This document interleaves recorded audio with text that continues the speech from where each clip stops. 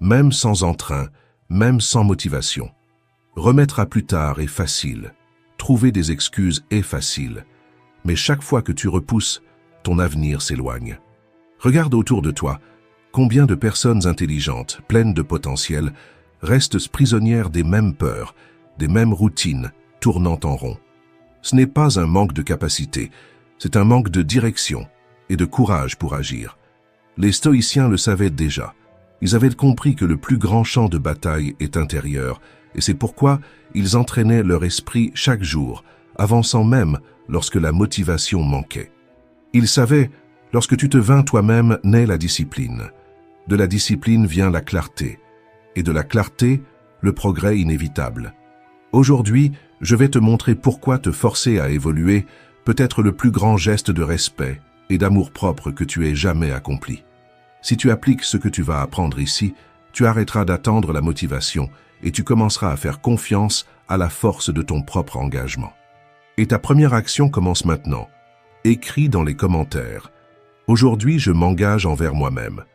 Si tu as l'habitude de procrastiner, c'est le moment de changer le scénario.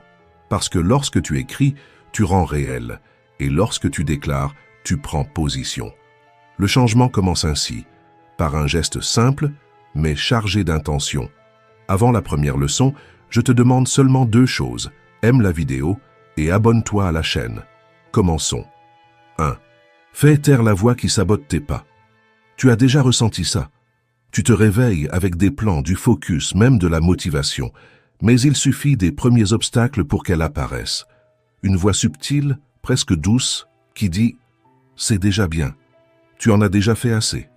Repose-toi, demain tu reprendras de plus belle. » Cette voix semble vouloir te protéger, mais en réalité, elle est en train de te saboter. Parce que le problème, ce n'est pas de faire un peu moins un jour. C'est de répéter ce « moins » jusqu'à ce qu'il devienne ta norme. Et ta norme devient ton destin. Ralph Waldo Emerson a écrit « Ce que tu fais parle si fort que je n'entends pas ce que tu dis. » Et cette phrase est un coup de lucidité. Parce que tu peux dire que tu veux réussir. Mais si tu agis comme quelqu'un qui fuit l'effort, qu'est-ce que ta vie est en train de dire? La